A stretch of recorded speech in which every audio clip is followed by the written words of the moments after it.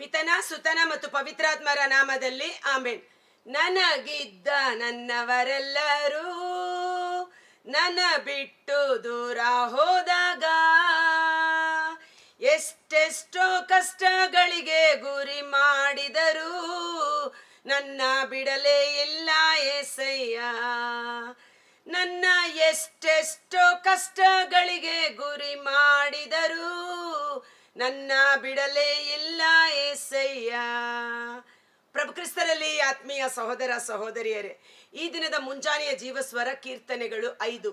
ಈ ಕೀರ್ತನೆಗಳು ವಿಶೇಷವಾಗಿ ದಾವೀದನು ರಚಿಸಿದ ಕೀರ್ತನೆಗಳು ಮತ್ತು ಅನೇಕ ಕಡೆ ಮೋಶೆಯ ಒಂದು ಜೀವನದ ಅನುಭವ, ಮೋಶೆ ಇಸ್ರಾಯೇಲರು ಆ ಘಟನೆಗಳ ವಿವರಣೆ ನಮಗೆ ಕೀರ್ತನೆಗಳಲ್ಲಿ ಸಿಗುತ್ತದೆ. ಈ 5ನೇ ಕೀರ್ತನೆ ಇವತ್ತು 5ನೇ ಕೀರ್ತನೆ ದಾವೀದನಿಂದ ರಚಿಸಲ್ಪಟ್ಟಿದ್ದು. ಇದರ ಟೈಟಲ್ ನೋಡುವುದಾದರೆ ಉದಯಾರಾಧನೆ. ಮುಂಜಾನೆ ಎದ್ದು ಉದಯದಲ್ಲೇ ಸೂರ್ಯೋದಯಕ್ಕಿಂತ ಮುಂಚೆಯೇ ಎದ್ದು ದೇವರ ಮಕ್ಕಳು ದೇವರ ಪ್ರಸನ್ನತೆಯನ್ನು ಹುಡುಕಬೇಕು, ದೇವರನ್ನ ಆರಾಧಿಸಬೇಕು, ದೇವರಲ್ಲಿ ಸಂಪೂರ್ಣ ಭರವಸೆ ಇಡಬೇಕು. ದೇವರಿಗೆ ಆ ದಿನನಿತ್ಯದ ಮಾರ್ಗಗಳನ್ನ, ಯೋಜನೆಗಳನ್ನ ದೇವರಿಗೆ ಸಮರ್ಪಿಸಿ ಆತನು ತನ್ನ ದೂತನನ್ನು ಕಳುಹಿಸಿ ಎಲ್ಲವನ್ನ ಸರಾಗಗೊಳಿಸುವನು. ಆದ ಕಾರಣ ಆ ದಿನ ಪ್ರಾರಂಭ ಮಾಡುವುದಕ್ಕೆ ಮೊದಲೇ ಪ್ರಥಮ ಸ್ಥಾನ ದೇವರಿಗೆ ಕೊಟ್ಟು ನಾವು ಪ್ರಾರ್ಥನೆ ಮೂಲಕ ಆ ದಿನವನ್ನ ಪ್ರಾರಂಭ ಮಾಡತಕ್ಕದ್ದು. ಉದಯಾರಾಧನೆ. ಕೀರ್ತನೆ 5 ವಚನ 1. ಕಿವಿಗೊಡು ಪ್ರಭು ಎನ್ನ ನುಡಿಗೆ, ಬಗೆಗೊಡು ಎನ್ನಾತ್ಮದ ಮೊರೆಗೆ. ಪ್ರಭುವೇ, ನನ್ನ ಪ್ರಾರ್ಥನೆಗೆ ಕಿವಿಗೊಡು, ನನ್ನ ಆತ್ಮದ ವೇದನೆಗಳು, ಆತ್ಮದ ಆಲೋಚನೆಗಳಿಗೆ ಸ್ಪಂದಿಸು ಎಂಬುದಾಗಿ. ಎನ್ನರಸನೇ ದೇವನೇ, ಮಾಡುವೆ ನಿನಗೆ ಪ್ರಾರ್ಥನೆ, ನೀ ಆಲಿಸೆನ್ನ ಯಾಚನೆ. ನನ್ನ ರಾಜನು ನೀನು, ನನ್ನ ದೇವರು ನೀನು, ನನ್ನ ಸರ್ವಸ್ವ ನೀನು, ನನ್ನ ಶಕ್ತಿ ನೀನು. ನಿನಗೆ ನನ್ನ ಮನಸ್ಸಿನ ಆಲೋಚನೆಗಳನ್ನು ಒಪ್ಪಿಸುವೆನು, ಅವುಗಳನ್ನು ನೀನು ಸರಾಗಗೊಳಿಸು. ಉದಯ ಕಾಲದಲ್ಲೇ ಪ್ರಭು ನಿನಗೆ ಕೇಳಿ ಬರುವುದು ನನ್ನ ಸ್ವರ. ಉದಯಾರಾಧನೆ ಮಾಡಿ ಎದುರು ನೋಡುತ್ತಿರುವೆ ನಾ ಸದುತ್ತರ. ಮುಂಜಾನೆ ವೇಳೆಯಲ್ಲೇ ನಾನು ನಿನಗೆ ಪ್ರಾರ್ಥನೆ ಮಾಡಿ ನಿನ್ನಿಂದ ಬರುವ ಸದುತ್ತರವನ್ನ ಎದುರು ನೋಡುವೆನು ಎಂಬುದಾಗಿ. ಪ್ರವಾದಿ ಹಬಕ್ಕೂಕನ ಗ್ರಂಥ 2ನೇ ಅಧ್ಯಾಯದಲ್ಲಿ ನಾವು ನೋಡುತ್ತೇವೆ. 2ನೇ ಅಧ್ಯಾಯ ವಚನ 1. ನಾನು ಕಾವಲುಗಾರನಾಗಿ ನಿಲ್ಲುವೆನು, ಕಾವಲು ಗೋಪುರವನ್ನೇ ಹತ್ತಿ ನಿಂತುಕೊಳ್ಳುವೆನು. ಸರ್ವೇಶ್ವರ ನನಗೆ ಏನು ಹೇಳುವರೋ, ಯಾವ ಉತ್ತರ ಕೊಡುವರೋ ಎಂದು ಎದುರು ನೋಡುವೆನು. ಮುಂಜಾನೆ ಎದ್ದು ನಾವು ದೇವರ ಪರಿಶುದ್ಧಾತ್ಮರಿಂದ ಅಭಿಷೇಕಿಸಲ್ಪಡುವುದಕ್ಕಾಗಿ ನಾವು ಎಲ್ಲಿ ಹೋಗಬೇಕು, ಏನು ಮಾಡಬೇಕು, ಏನು ಹೇಳಬೇಕು, ಪವಿತ್ರಾತ್ಮರೇ ನಮ್ಮ ಜೀವಾಳ ಮಾರ್ಗದರ್ಶಕರಾಗಿದ್ದು ನಮ್ಮನ್ನು ಮುನ್ನಡೆಸಿರಿ ಎಂದು ಆ ದಿನವನ್ನು ದೇವರ ಕರಗಳಿಗೆ ಒಪ್ಪಿಸುತ್ತಾ ಪವಿತ್ರಾತ್ಮರೊಡಗೂಡಿ ನಾವು ಆ ದಿನವನ್ನ ಪ್ರಾರಂಭ ಮಾಡಬೇಕು. ಆಮೇನ್. ಮುಂಜಾನೆ ನಮಗೆ ಪ್ರಾರ್ಥನಾ ಚೈತನ್ಯವುಳ್ಳ ಆತ್ಮರು ಲಭಿಸಲಿ. ಯಾರಿಗೆಲ್ಲ ಮುಂಜಾನೆ ಪ್ರಾರ್ಥನೆ ಮಾಡುವ ಕೃಪೆ ಇಲ್ಲವೋ, ಅತಿಯಾದ ನಿದ್ದೆ, ಸೋಂಬೇರಿತನ ಯೇಸುವಿನ ನಾಮದಲ್ಲಿ ಬಿಡುಗಡೆಯಾಗಲಿ. ಸೋಂಬೇರಿತನ, ಜೋತು ಬಿದ್ದ ಕೈಗಳು ಮನೆಯಲ್ಲಿ ದಾರಿದ್ರ್ಯವನ್ನ ಕೊಂಡು ಬರುತ್ತದೆ. ಚುರುಕು ಕೈಗಳು, ಚುರುಕಾಗಿ ಕೆಲಸ ಮಾಡುವುದು ಮನೆಯಲ್ಲಿ ಸಮೃದ್ಧಿಯನ್ನು ಉಂಟು ಮಾಡುತ್ತದೆ. ಅದೇ ರೀತಿಯಲ್ಲಿ ನಮಗೆ ಆಶೀರ್ವಾದ ಬರುವುದಾದರೂ ಮೇಲಿನಿಂದಲೇ. ಅದಕ್ಕಾಗಿ ಮುಂಜಾನೆ ಎದ್ದು ನಾವು ಪ್ರಾರ್ಥನೆ ಮಾಡುವ ಒಂದು ಅಭ್ಯಾಸ ನಮಗೆ ಆಗಬೇಕು.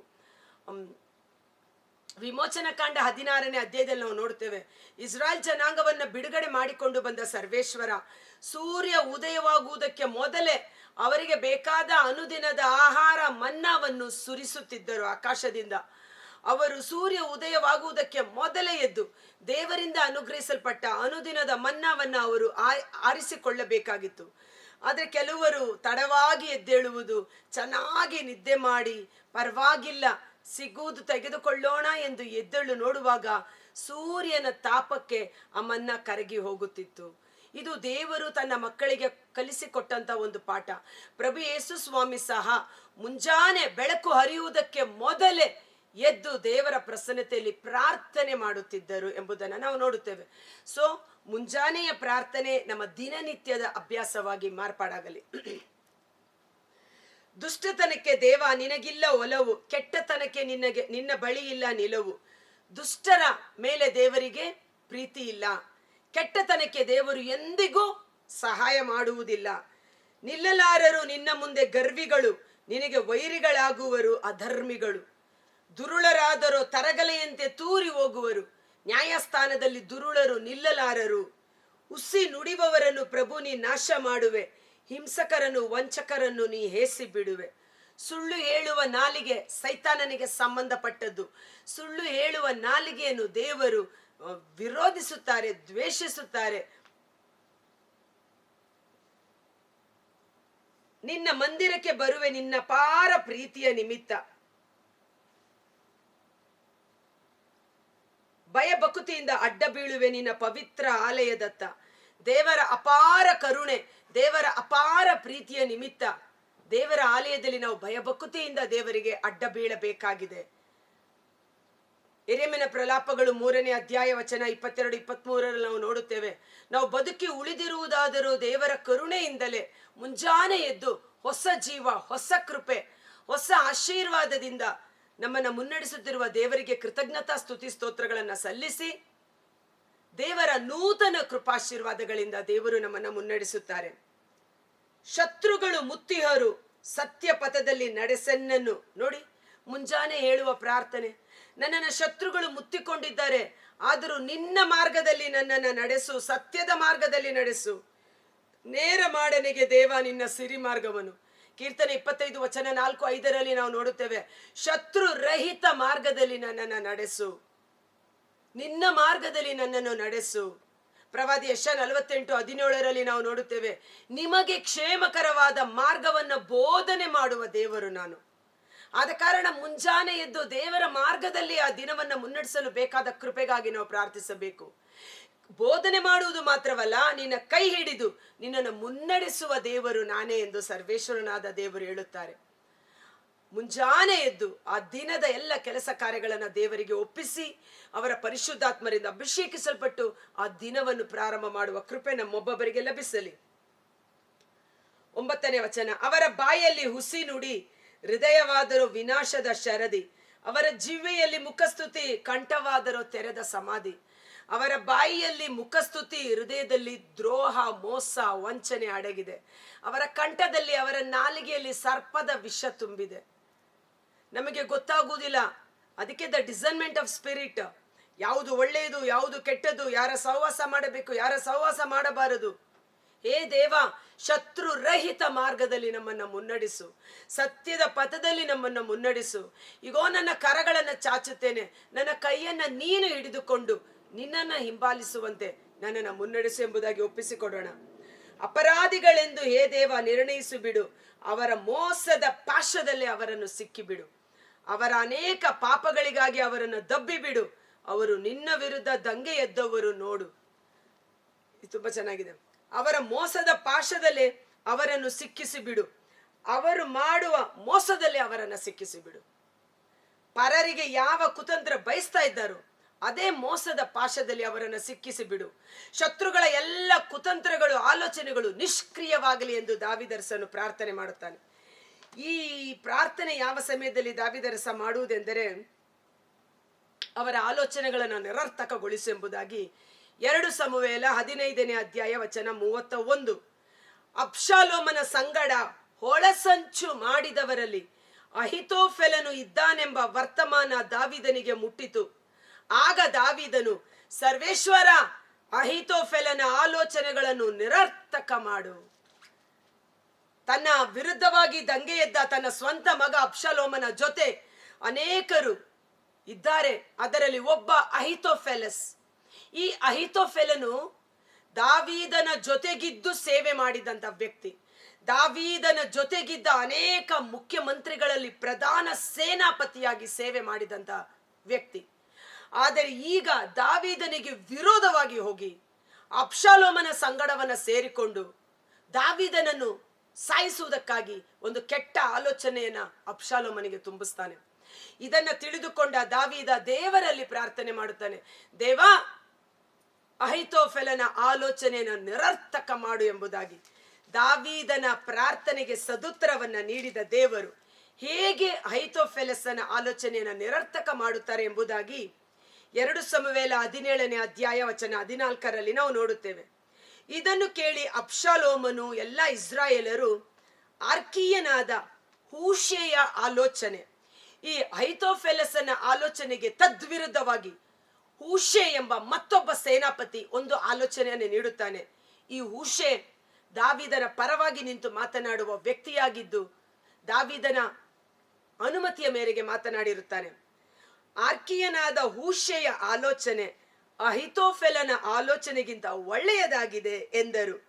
ಹೀಗೆ ಸರ್ವೇಶ್ವರ ಅಬ್ಷಾಲೋಮನಿಗೆ ಕೇಡನ್ನುಂಟು ಮಾಡಬೇಕೆಂದು ಅಹಿತೋಫೆಲನ ಆಲೋಚನೆಯನ್ನು ವ್ಯರ್ಥ ಮಾಡಿದರು. ಸೊ ನಾವು ನಮ್ಮ ಶತ್ರುಗಳು ಮಾಡುವ ಕುತಂತ್ರಗಳು, ದುರಾಲೋಚನೆಗಳ ವಿರುದ್ಧ ಪ್ರತಿಕ್ರಿಯೆ ಮಾಡದೆ ಸರ್ವೇಶ್ವರನಲ್ಲಿ ಪ್ರಾರ್ಥನೆ ಮಾಡೋಣ. ದೇವ, ನಮ್ಮನ್ನು ಕಾಡುತ್ತಿರುವ ಶತ್ರುಗಳ ಎಲ್ಲ ದುರಾಲೋಚನೆಗಳನ್ನು ನಿರರ್ಥಕಗೊಳಿಸು. ಅಹಿತೋಫೆಲನ ಆಲೋಚನೆಯನ್ನು ದೇವರು ನಿರರ್ಥಕಗೊಳಿಸಿದರು. ಕೊನೆಗೆ ಅಹಿತೋಫೆಲನಿಗೆ ಏನಾಯ್ತು? 23ನೇ ವಚನ, 2 ಸಮುವೇಲ 17:23. ಅಹಿತೋಫೆಲನು ತನ್ನ ಆಲೋಚನೆ ನಡೆಯಲಿಲ್ಲವೆಂದು ತಿಳಿದು ಕತ್ತೆಗೆ ತಡಿ ಹಾಕಿಸಿ ಕುಳಿತುಕೊಂಡು ತನ್ನ ಊರಿಗೆ ಹೋಗಿದ್ದನು. ಮನೆಯ ವ್ಯವಸ್ಥೆ ಮಾಡಿ ಅನಂತರ ಉರ್ಲು ಹಾಕಿಕೊಂಡು ಸತ್ತು ಹೋದನು. ಆದ ಕಾರಣ ದೇವರ ಮಕ್ಕಳು ದೇವರ ಕಡೆಗೆ ನಮ್ಮ ಸ್ವರವನ್ನ ಎತ್ತೋಣ, ದೇವರಿಗೆ ನಮ್ಮ ಮಾರ್ಗಗಳನ್ನು ಸಮರ್ಪಿಸೋಣ. ದೇವರು ನಮ್ಮ ಕಡೆಗಿದ್ದು ಯುದ್ಧ ಮಾಡುವವರಾಗಿದ್ದಾರೆ. ಯೆರೆಮೀಯ 20:11 ಪ್ರವಾದಿ ಹೇಳುತ್ತಾನೆ, ನನ್ನ ಕಡೆ ಇರುವನು ಸರ್ವೇಶ್ವರನು ಭಯಂಕರ ಶೂರನಂತೆ ಎಂಬುದಾಗಿ. ಲಾಸ್ಟ್ ವಾಕ್ಯ 11. ದೊರಕುವುದು ದೇವ ನಿನ್ನ ಆಶೀರ್ವಾದ ಸಜ್ಜನರಿಗೆ, ಕವಚದಂತಿಹುದು ನಿನ್ನ ಕರುಣೆ ಅಂತವರಿಗೆ. ದೇವರ ಮಕ್ಕಳ ಸುತ್ತಲೂ ದೇವರ ಕರುಣೆ ಎಂದೇ ಹರ್ಷಾನಂದಗೊಳ್ಳುವರು. ನಿನ್ನನ್ನು ಆಶ್ರಯಿಸಿದವರೆಲ್ಲರೂ ನೀ ರಕ್ಷಿಸೆ ಉಲ್ಲಾಸಗೊಳ್ಳುವರು, ನಿನ್ನ ನಾಮಪ್ರಿಯರೆಲ್ಲರೂ. ಒಂದು ಕ್ಷಣ ಕಾಲ ನಾವು ನಮ್ಮ ಕಣ್ಗಳನ್ನು ಮುಚ್ಚೋಣ. ಕರ್ತರಾದ ಯೇಸುವೇ, ಮುಂಜಾನೆ ಜೀವಸ್ವರವನ್ನು ಆಲಿಸುತ್ತಿರುವ ನನ್ನ ಪ್ರೀತಿಯ ಪ್ರತಿಯೊಬ್ಬ ಸಹೋದರ ಸಹೋದರಿ ಅವರ ಕುಟುಂಬಗಳ ಸುತ್ತಲೂ ದೇವರ ಕರುಣೆ, ದೇವರ ಕೃಪೆ, ದೇವರಲ್ಲಿ ವಿಶ್ವಾಸವಿಟ್ಟವರಲ್ಲೂ ಪರಾತ್ಪರನ ಮೊರೆ ಹೊಕ್ಕಿರುವವರು ಸರ್ವಶಕ್ತನ ಆಶ್ರಯದಲ್ಲಿ ಸುರಕ್ಷಿತರು. ನಿನ್ನ ದಯೆ, ನಿನ್ನ ಕರುಣೆ ನಮ್ಮೆಲ್ಲರ ಸುತ್ತಲೂ ತುಂಬಿಕೊಳ್ಳಲಿ. ನಿನ್ನಲ್ಲಿ ವಿಶ್ವಾಸವಿಟ್ಟವರು ಎಂದಿಗೂ ನಾಚಿಕೆ, ಅವಮಾನಕ್ಕೆ, ಲಜ್ಜೆಗೆ ಗುರಿಯಾಗುವುದಿಲ್ಲ. ಅವರು ಹರ್ಷಾನಂದಗೊಳ್ಳುವಂತೆ ದೇವರು ಮಾಡುವರು. ಇಂದು ಈ ಜೀವಸ್ವರದ ಪ್ರತಿಯೊಂದು ಕುಟುಂಬಗಳಿಗೆ ವಿರುದ್ಧವಾಗಿ ಶತ್ರುಗಳು ಹೂಡುತ್ತಿರುವ ಎಲ್ಲ ಕುತಂತ್ರಗಳು, ಅವರ ದುರಾಲೋಚನೆಗಳು ಯೇಸುವಿನ ನಾಮದಲ್ಲಿ ನಿರರ್ಥಕವಾಗಲಿ, ನಿಷ್ಕ್ರಿಯವಾಗಲಿ. In the name of Jesus ಎಲ್ಲ ಪ್ಲಾನ್ಸ್ ನಿಷ್ಕ್ರಿಯವಾಗಲಿ. ಪವಿತ್ರಾತ್ಮರು ಪ್ರತಿಯೊಬ್ಬರನ್ನು ಆವರಿಸಿಕೊಳ್ಳಲಿ. ಪವಿತ್ರಾತ್ಮರು ಮಹಾಭಯಂಕರ ಶೂರನಂತೆ ನಮ್ಮೊಂದಿಗಿದ್ದು ಜಯದ ಹಾದಿಯಲ್ಲಿ ಮುನ್ನಡೆಸಲ್ಪಡಲಿ. ಅಶ್ವಬಲ ಯುದ್ಧಕ್ಕೆ ಸನ್ನದ್ಧವಾಗಿದೆ. ಜಯವೋ ಕರ್ತನದು, ಜಯವು ದೇವರ ಮಕ್ಕಳದು. ಶಿಲುಬೆಯ ಮೇಲೆ ನಮಗೆ ಜಯವನ್ನು ತಂದುಕೊಟ್ಟ ಶಿಲುಬೆಯ ವಿಜಯೋತ್ಸವದಲ್ಲಿ ನಾವು ಭಾಗಿಗಳಾಗಿದ್ದೇವೆ. ನಾವು ದೇವರಿಗೆ ಮೀಸಲಾದ ಜನ, ಪ್ರತ್ಯೇಕಿಸಲ್ಪಟ್ಟ ಜನ.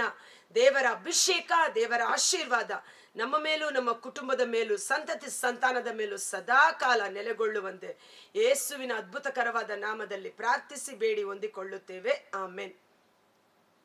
God bless you. ಈ ದಿನ ನಿಮಗೆ ಆಶೀರ್ವಾದದ ದಿನವಾಗಿ ಮಾರ್ಪಡಲಿ. ನಿಮ್ಮ ಶತ್ರುಗಳ ಆಲೋಚನೆಗಳು ನಿರರ್ಥಕವಾಗುತ್ತದೆ.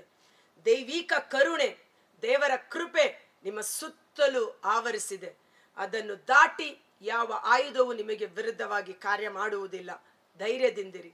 ಈ ವಿಡಿಯೋ ಲಿಂಕನ್ನು ಪರರಿಗೂ ಶೇರ್ ಮಾಡಿ ಆಶೀರ್ವಾದವನ್ನು ಹೊಂದಿಕೊಳ್ಳಿ. Thank you.